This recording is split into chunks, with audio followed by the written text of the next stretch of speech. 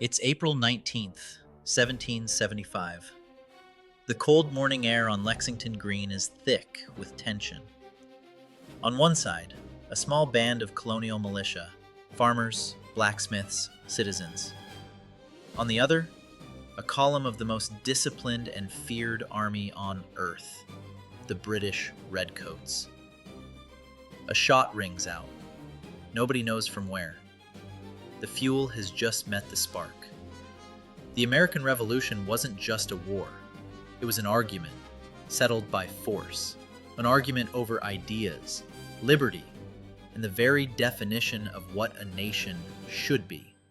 This is the story of how a disorganized, underfunded, and hopelessly outmatched group of rebels took on a global superpower and won the world. You are about to enlist in the Continental Army for a tour of the Revolution's most critical moments. Your signature is required, so report to the like button and subscribe for the cause. Don't be a loyalist. Join the fight for historical knowledge. The battles of Lexington and Concord were a chaotic beginning.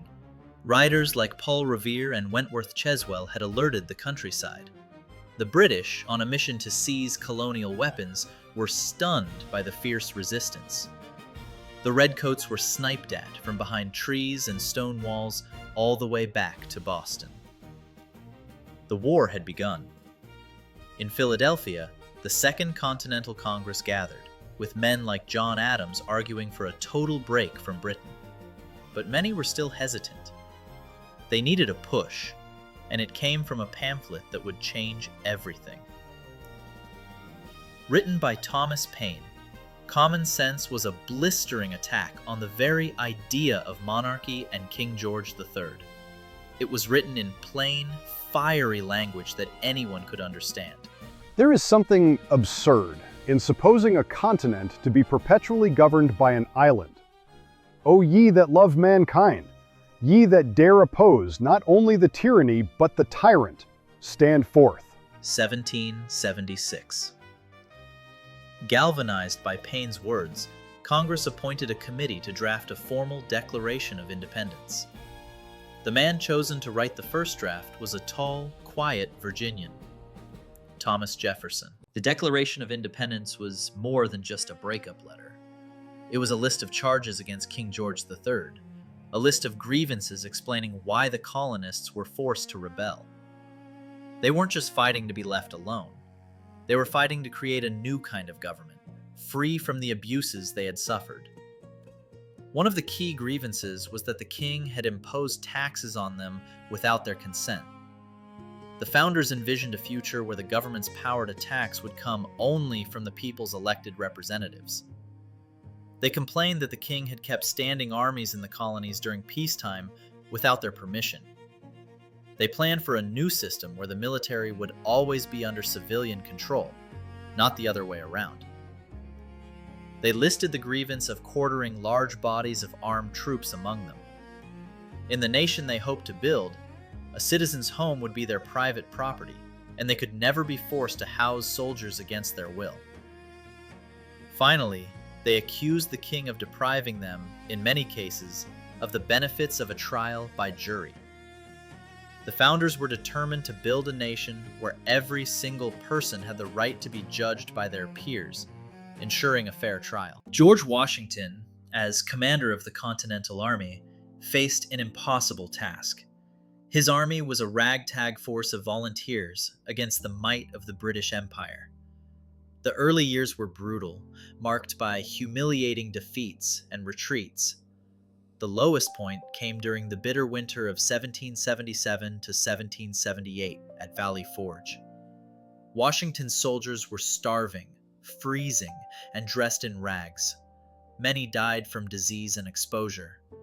It was a test of survival and loyalty. But Washington's leadership held the army together.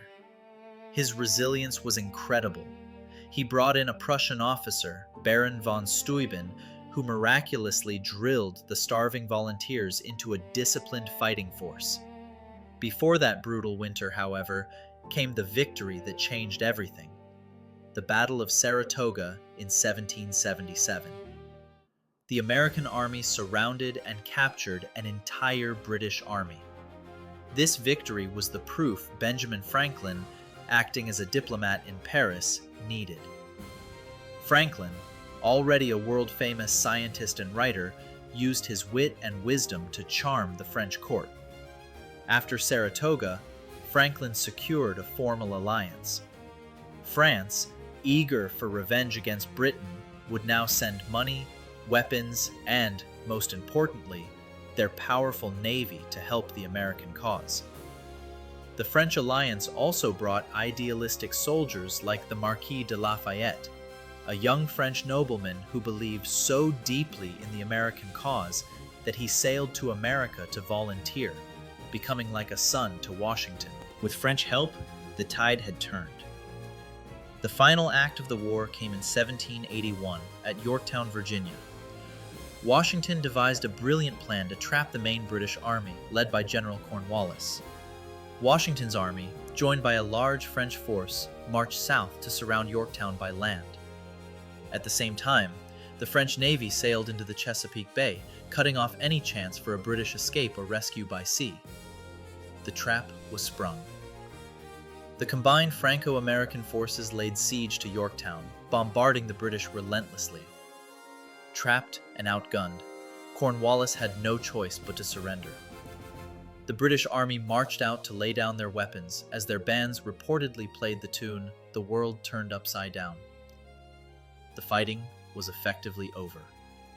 The rebels had won. The war officially ended with the signing of the Treaty of Paris of 1783. Britain formally recognized the United States as a free and independent nation, with its territory stretching all the way to the Mississippi River. The American victory was a stunning upset that shocked the world. It was a victory of ideals over empire, of resilience over resources, and of incredible leadership in the face of impossible odds. They didn't just win a war, they won the right to create a new nation from scratch. But winning the war was the easy part. Now they faced an even greater challenge. Could they build a government that lived up to the promises of the Declaration of Independence? A government of the people, by the people, and for the people. Join us for our next series as we explore the making of the Constitution and the birth of the United States as we know it. Thanks for watching, and don't forget to subscribe to witness the creation of a new nation. Until next time, stay curious.